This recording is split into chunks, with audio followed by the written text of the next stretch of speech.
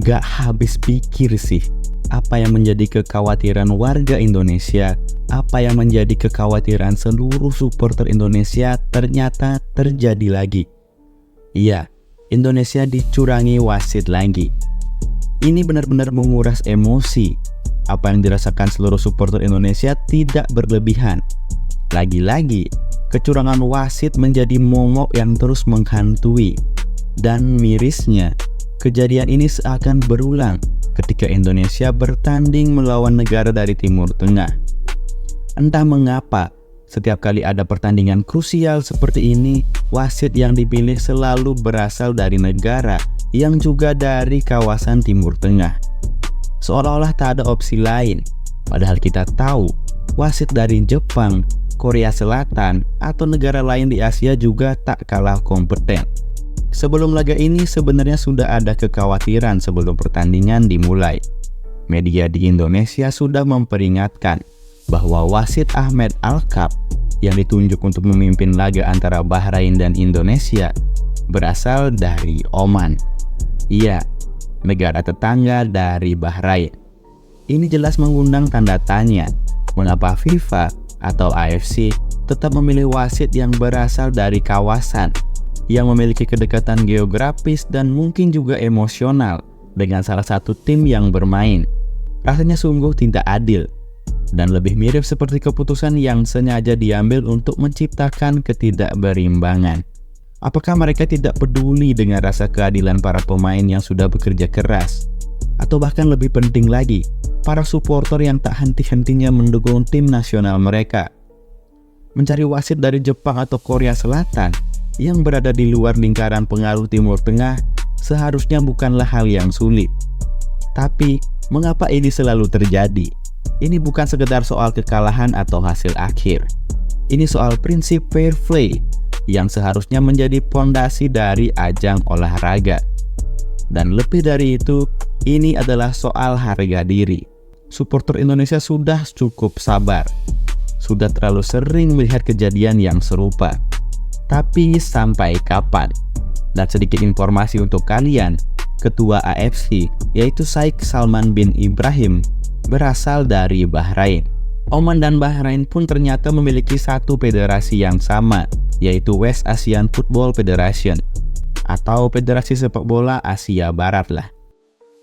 Oke, jadi kita bahas langsung ke pertandingannya aja. Baru mulai pertandingan, nasib sial langsung menimpa Malik Rizaldi. Waktu duel udara dengan Kapten Bahrain, pelipis Malik sampai berdarah karena benturan yang sangat keras. Tapi nggak cuma Malik, Kapten Bahrain pun juga kena cedera di kepala, sampai harus pakai balutan di kepalanya. Untungnya, setelah dirawat sebentar, Malik pun bisa melanjutkan bermain lagi. Kedua tim terus melakukan jual beli serangan sejak awal. Nah, Bahrain berhasil dapetin peluang emas di menit ke-15 melalui Muhammad Marhun yang mencatatkan namanya di papan skor lewat tendangan bebas cantik dari luar kotak penalti. Tendangannya sempat membentur mistar gawang, memantul dan masuk ke gawang Indonesia yang dijaga oleh Marten Pas. Bahrain pun unggul 1-0. Kemudian setelah gol itu pun Bahrain makin gencar menyerang lini belakang Indonesia. Tapi dengan ketenangannya, Jai Idzes dan kawan-kawan masih bisa bertahan. Dan Marten Pas pun yang baru sembuh dari cederanya tampil apik. Salah satu penyelamatan pentingnya terjadi di menit ke-40. Waktu dia berhasil menepis tendangan keras di mulut gawang Indonesia. Menjelang akhir babak pertama, Indonesia mulai menemukan ritme permainan mereka. Serangan demi serangan mulai dibangun. Dan akhirnya di menit ke-47 atau 45 plus 2 menit, Ragnar Oratmangun sukses menjebol gawang Bahrain. Defleksi umpan dari Ipar Jenner berhasil dimanfaatkan dengan baik. Dan tendangan Ragnar pun gak bisa dihalau oleh kiper Bahrain. Skor 1-1 pun bertahan sampai akhir babak pertama.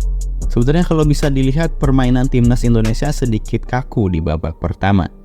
Entah karena kondisi cuaca yang panas, atau karena masih adaptasi dengan adanya pemain baru, atau juga karena banyak pemain yang baru sembuh dari cedera dan langsung bermain di pertandingan ini, seperti Jordi Amat, Sandy Walsh, dan Marten Pas. Lanjut ke babak kedua, di mana Sintayong melakukan beberapa pergantian pemain. Rizky Ridho dan pemain keturunan baru, Eliano Reinders, dimasukkan untuk menggantikan Jordi Amat dan Sandy Walsh. Timnas Indonesia terus berupaya membangun serangan sejak awal babak kedua. Namun berbagai peluang yang tercipta ternyata belum mampu menghasilkan gol tambahan. Pada menit ke-58, Malik Rizaldi akhirnya ditarik keluar dan digantikan oleh Marcelino Ferdinand.